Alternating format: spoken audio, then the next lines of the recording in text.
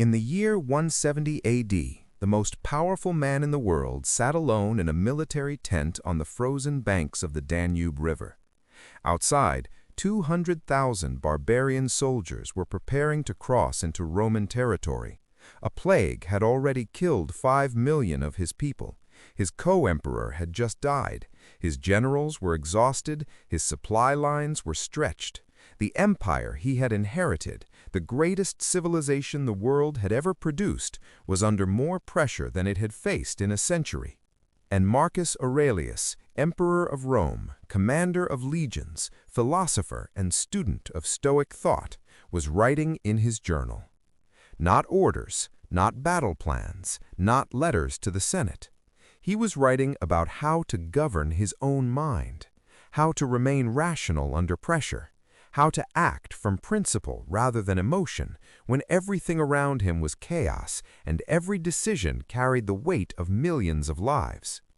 That journal, which he called simply To Myself, became the book we now know as Meditations, and it has been read continuously for nearly 2,000 years by soldiers, leaders, philosophers, athletes, and anyone else who has ever faced a situation where the external world was out of their control, and the only real question was, how do I govern myself within it? Trading is that situation, every single session. So today, I want to do something different. I want to bring Marcus Aurelius into the present. I want to imagine, drawing directly from his actual words, his actual philosophy, his actual life, how the greatest Stoic who ever lived would approach the Forex market. Not as a fantasy, as a serious exploration of what his principles look like when applied concretely and practically to the reality of trading. And I want to let him speak for himself. Section 2.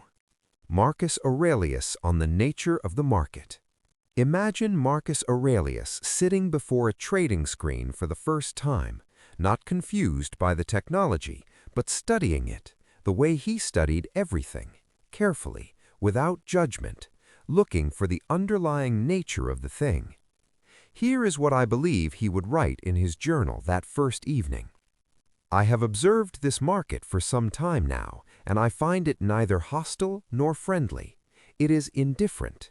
It moves according to forces that are vast and largely invisible, the decisions of millions of participants, the announcements of governments, the fear and greed of crowds. None of this is within my control. None of it responds to my wishes or my anger or my hope. This is familiar to me. I have stood before rivers that did not care whether Rome needed them to be calm. I have faced armies that did not consider my preferences before advancing. The world has never arranged itself according to my desires, and I have long since stopped asking it to. What I can control is this: my preparation before the session, my rules, written and committed to before the market opens, my response when the market moves against my position, my decision about when to act and when to wait. These things are mine. The price is not mine. I will not confuse what belongs to me with what belongs to the market. This is the first and most fundamental thing Marcus would bring to trading, the dichotomy of control, applied immediately, cleanly, without negotiation. Most traders spend the majority of their mental energy focused on things they cannot control: where price will go, whether the setup will work, what the central bank will announce, whether this is a trending or ranging market. These are real questions, and understanding them has value, but obsessing over them, worrying about them, letting them generate anxiety and uncertainty is what Marcus would call a misallocation of attention. He wrote in Meditations, "Confine yourself to the present," not because the future is unimportant, but because the only lever you actually have is in this moment, this decision, this response to what is happening right now. A trader who has genuinely internalized the dichotomy of control does not ask, "Will this trade win?" They ask, "Am I executing this trade correctly?" The outcome belongs to the market. The execution belongs to them. I notice that many who sit before these screens are tormented. They grip the edges of their chairs, their breathing is shallow, their eyes are fixed on the numbers as though the intensity of their attention might influence the direction of price. They are suffering, not because the market is cruel, but because they are demanding of it something it has never promised to give: certainty, control, justice. The market offers none of these things, and the demand for them is the source of the suffering, not the market itself. I do not demand certainty from the Danube. I prepare for all possibilities, and I act when the moment is right. I will treat this market the same way. Section 3. Marcus Aurelius on taking losses. Marcus Aurelius lost more than most people will ever be asked to lose. He lost battles. He lost his co-emperor and closest companion, Lucius Verus, to plague. He lost 5 of his 13 children before they reached adulthood. He lost years of peace to decades of war. He lost the philosophical life he had always wanted to the demands of empire he had never asked for. And what his journals show, with extraordinary clarity, is not that he did not feel these losses. He felt them deeply, but he never let them become the story he told himself about the future.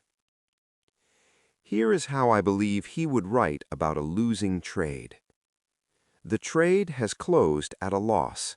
I had prepared for this possibility. I had named the level at which my thesis would be wrong, and price has reached that level. The plan has been honored.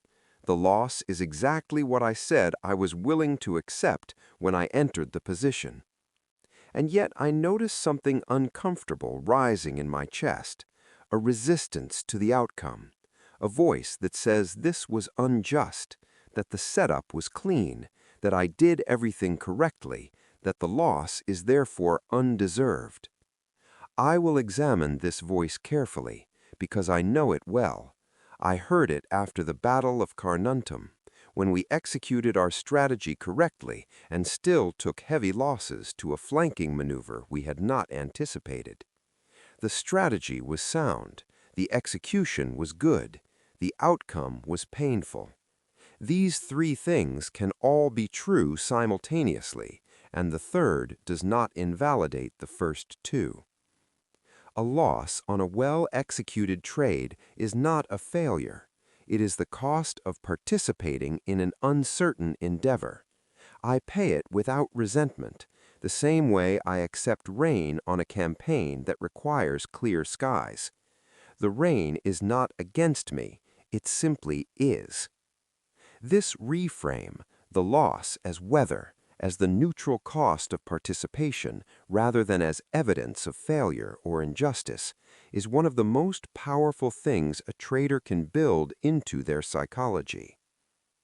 Marcus had a phrase he returned to repeatedly in meditations. He called it, "The obstacle is the way." The loss is not an obstacle to your trading career, it is the path itself. The ability to take losses cleanly, without resentment, without the story of injustice, that is what separates the trader who survives long enough to become profitable from the one who burns out after 6 months of emotional exhaustion. I will record this trade in my journal, not to dwell on it, not to analyze whether I could have avoided it. The decision was sound, and re-examining sound decisions in hindsight is a form of self-torture that produces nothing useful. I will record it simply as one data point in a long series, and I will return to the screen tomorrow with the same preparation, the same rules, the same willingness to accept whatever outcome the market produces. The Stoics say, amor fati, love what is, not because losing is pleasant, but because resistance to what has already happened is the most exhausting and pointless battle a person can fight. The trade is closed. The loss is real. My only question now is, what do I do next? Section 4. Marcus Aurelius on waiting. One of the least discussed but most important qualities in Marcus Aurelius's character was his patience. Not passive patience, not the patience of someone who has given up. Active, strategic, disciplined patience. The patience of a man who understood that timing was everything, and that acting before the moment was right was always worse than waiting. He waited years to launch military campaigns that others wanted to fight immediately. He waited through pressure from advisors, from the Senate, from his own generals, because he had learned through long experience that the right moment was worth the cost of waiting for it. In trading, this quality is called selectivity, and it is extraordinarily rare. I have now sat before this screen for 3 hours. In that time, 3 potential setups have formed and dissolved without meeting my criteria. Other traders, I can see them in the movements of price, the sudden bursts of volume, have entered and exited positions throughout this session. Some of them will have profited. Most, I suspect, have not. I have not traded today, and I find myself at peace with this. There is a discomfort in inaction that I recognize from the field, the feeling that something should be happening, that sitting still is wasting time, that the soldiers are ready and the waiting is itself a failure. I felt this on the Danube, in the long winters between campaigns, when movement was impossible and the army grew restless. But I learned this: a battle fought before the conditions are right is not a bold battle, it is a reckless one. And recklessness dressed as courage has lost more campaigns than cowardice ever has. The setup that does not meet my criteria is not an opportunity I am missing, it is a trap I am avoiding.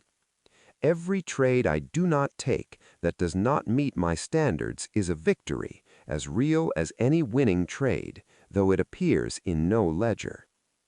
This is perhaps the most counterintuitive insight in all trading psychology. The trades you do not take matter as much as the trades you do take. The discipline to sit in front of a moving market for hours and do nothing, not from laziness, not from fear, but from the principled judgment that the conditions are not right, is a skill that takes as long to develop as any technical ability. Marcus wrote, "It is not death that a man should fear, but he should fear never having lived at all."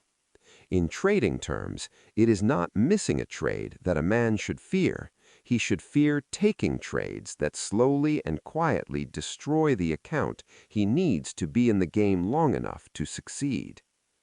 A setup has formed. It meets every criterion I established before the session. The level is correct. The candle has confirmed. The risk is defined and acceptable. I have waited 3 hours for this moment. I enter the trade, not with excitement. Excitement is a form of disturbance, and I have trained myself to notice it and set it aside. Not with anxiety. Anxiety serves no function here. The decision has been made according to principle, and no amount of anxiety will improve the outcome. I enter with equanimity, with the calm of a man who has done his preparation, set his rules, and now is simply executing what the rules specify. Whatever happens next belongs to the market. My part is done. Section 5. Marcus Aurelius on winning. This section may surprise you, because the conventional wisdom in trading psychology focuses almost entirely on managing losses and negative emotions. But Marcus Aurelius would have something very specific and very important to say about winning as well. Because winning, handled incorrectly, is just as dangerous as losing. The trade is moving in my direction. The profit grows. I notice something interesting, a warmth, a satisfaction, a subtle elevation of mood that accompanies the sight of green numbers on the screen. This is natural. I do not condemn it, but I watch it carefully because I know what this feeling can become if I am not attentive. I have seen it in generals after a victory. the loosening of discipline, the assumption that fortune has chosen a side and will remain loyal. I have seen men become reckless after success in ways they never were after failure, because success whispers that the rules no longer apply to them. My target was set before the trade opened. It was set by analysis, by principle, by the cold mathematics of risk and reward, not by feeling. The fact that I am currently in profit does not change the analysis. It does not make the target wrong. It does not give me permission to move the target higher out of greed, nor to close the trade early out of fear of giving back the open profit. I will hold to the target, not because I am certain it will be reached. I am certain of nothing in this market, but because changing rules mid-trade based on current emotion is precisely the behavior I have committed to govern. The rule was set by my better self in a calm moment before the session. I will not allow my emotional self, stirred by the movement of price, to override it. This is one of the most sophisticated insights in Marcus Aurelius's philosophy and one of the most applicable to trading. He distinguished constantly between what he called the ruling faculty, the rational, principled, deliberate mind, and the lower faculties, the emotional, reactive, impulsive responses that arise automatically in response to events. His entire project in Meditations is the project of keeping the ruling faculty in charge, not suppressing the lower faculties. He never claimed to feel nothing, but ensuring that the lower faculties inform rather than govern, that emotion is noticed, acknowledged, and then set aside when it contradicts the judgment of the ruling faculty. A trade moving in your favor is a test of the ruling faculty, just as surely as a losing trade is. The question in both cases is the same. Are you governed by your rules or by your feelings? The trade has reached its target. I close the position. The profit is real, and I receive it with gratitude, not the frantic gratitude of relief, but the quiet gratitude of a craftsman who has executed his work according to his principles and been rewarded for it. I will not increase my position size on the next trade because of this win. I will not take an extra trade today because the account is green and the mood is good. I will close the screen, record the trade in my journal, and rest. Tomorrow the market will open indifferent to today's result, and I will sit before it the same way I sat today, prepared, principled, and at peace with whatever it brings. Section 6. The 5 Rules of Marcus Aurelius the Trader. Drawing from everything Marcus Aurelius wrote, from Meditations, from his letters, from the historical record of how he actually made decisions under pressure, here are the 5 rules I believe he would write in his trading journal, the rules he would follow without exception every session for as long as he traded. Rule 1. Separate what is yours from what is the market's. Your preparation, your rules, your execution, your response to outcomes, these are yours. Price, direction, volatility, news, these belong to the market. Never confuse them. Never waste energy trying to control what belongs to the market, and never neglect what belongs to you. What is up to me, I will do with full attention and full effort. What is not up to me, I will release completely. This division is the foundation of everything. Rule 2. Write the rules before the session. Honor them during it. Your pre-session self is wiser than your in-session self. The calm mind that analyzes the chart before the market opens sees more clearly than the emotional mind that responds to live price movement. Bind yourself to the wisdom of your calm self before the storm begins. I set my rules in the morning. I follow them in the session. I review them in the evening. I do not negotiate with them while the market is open, because negotiation in the moment of pressure is not reasoning, it is rationalization, and I know the difference. Rule 3. Take losses as information, not as verdicts.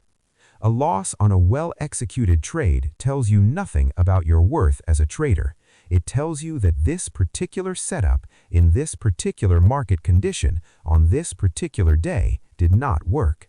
That is data. record it, learn from it, and move forward without carrying its emotional weight into the next decision. The loss is a letter from the market. I will read it carefully. I will not burn it in anger, nor will I carry it in my pocket for months, reading it over and over until I have memorized every painful word. I read it, I learn from it, and I set it down. Rule 4. Patience is not inaction. It is the hardest discipline.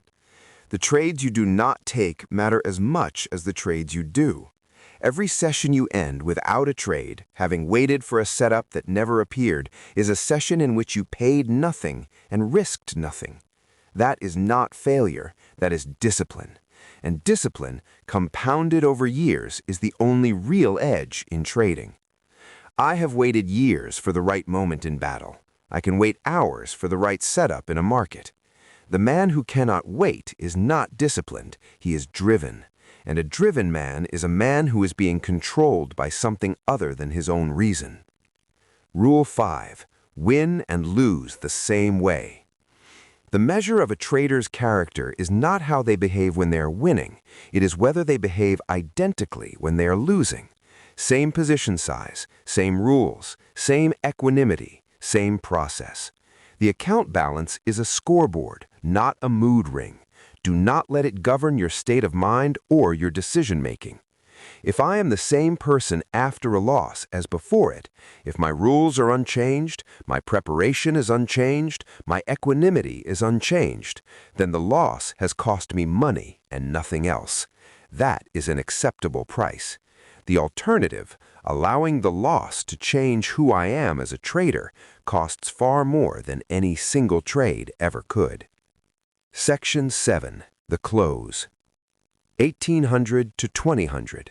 Marcus blows out the candle. Darkness. Then, a modern trader's screen, glowing.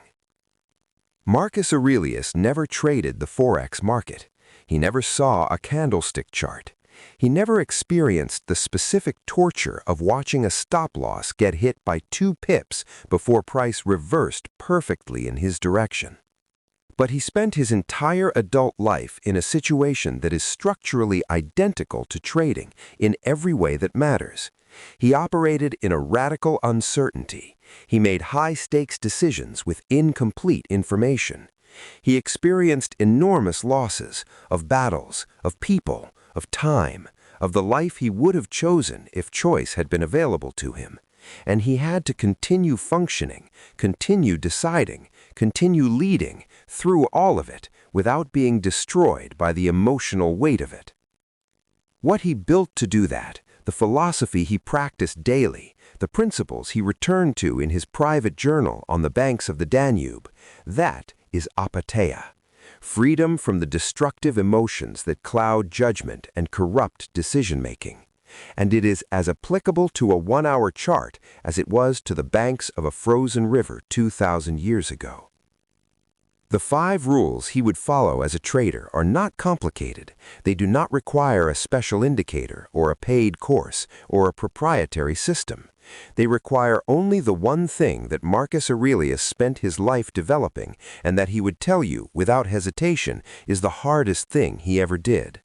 Knowing himself, governing himself, choosing in every difficult moment the response that his best self would choose rather than the response that his emotions were demanding. That is the practice. That is the edge. That is what this channel is built on.